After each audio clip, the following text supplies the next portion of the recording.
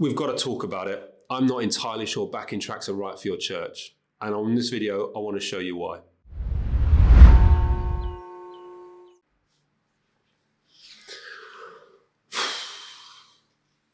Right, we've got to talk about it.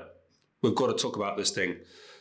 Many of you will be watching these videos and thinking, gosh, Paul, backing tracks and drone pads are not going to work in my small and growing churches. I've got some great reasons why backing tracks aren't the right thing to use. And I want to be honest with you and say, I think you're right. I think there are probably some reasons, some good reasons, when backing tracks will not be the right thing for your worship team. But I want to say there are some really terrible reasons that people use to avoid utilizing the tools of backing tracks and drone pads. And so in this short video, I want to talk through a couple of reasons that I think would be a reason to stay away from drone pads. And I'm going to also talk about some reasons that I think are bad reasons to avoid backing tracks. All I want is for small and growing churches to be equipped and encouraged to use the technology available to lead distraction-free worship that glorifies God. So this is a bit of a tongue-in-cheek video to start off with, but here are 5 good reasons to avoid using backing tracks. Number 1, a great reason to avoid using backing tracks is they're too obvious. If you're leading worship in a small room with a small congregation, you're using backing tracks with the full accompaniment, with full drums and a string section, a choir and soaring electric guitar parts, and it's clearly obvious with the one person on stage playing that it's inauthentic, then I think that's a good reason to stay away from using backing tracks in that setting. We want our worship to be authentic, and so when there's a big disparity between what people hear and what they see, it can be jarring for people and it can lead to people thinking that something is inauthentic.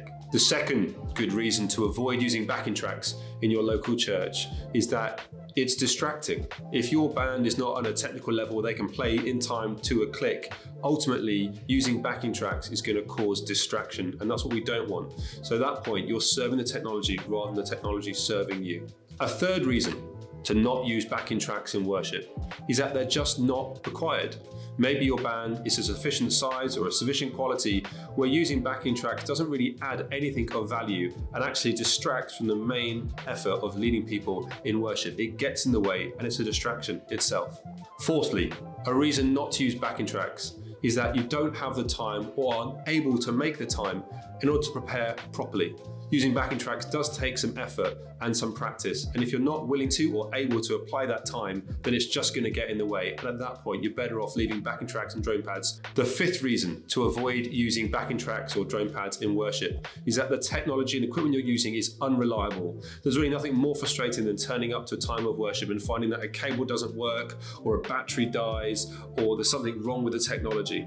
And so if you cannot get hold of reliable equipment or if you're unable to maintain it, then I would suggest simplify. Get rid of the technology and focus on what's important, connecting people with Jesus. So I've gone through 5 reasons that I think are good reasons to avoid using backing tracks in worship, but I want to speak about 5 reasons that I think are bad excuses for avoiding backing track. Firstly, some people say that backing tracks isn't authentic. You can't use a recording in worship. And I want to say lots of things that we do nowadays in modern worship is based on digital or recorded stuff that's replayed into worship. And just because something's recorded doesn't mean it can't be used or utilized in glorifying God. So I don't believe the excuse that backing tracks is inauthentic is a reason to avoid them. We just got to use it intelligently and skillfully in a way that keeps ourselves focused on God. A second bad reason for avoiding backing tracks is that to say we're just copying big churches. I want to say that I really value larger churches that pioneer and push the boundaries in what worship could be. And I think it's good to look at those different church expressions and to borrow from them, but adapt them to a small or growing church setting.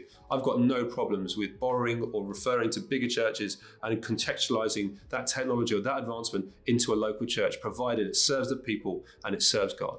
A third bad reason to avoid backing tracks is people say it's just too complicated. And I'd encourage you, with a bit of application, time and practice, you can get hold of backing tracks and drone pads and use it skillfully without distraction. It just takes the time and effort to pursue it. Fourthly, many people avoid using backing tracks because they say it's too expensive. The equipment involved is just too expensive.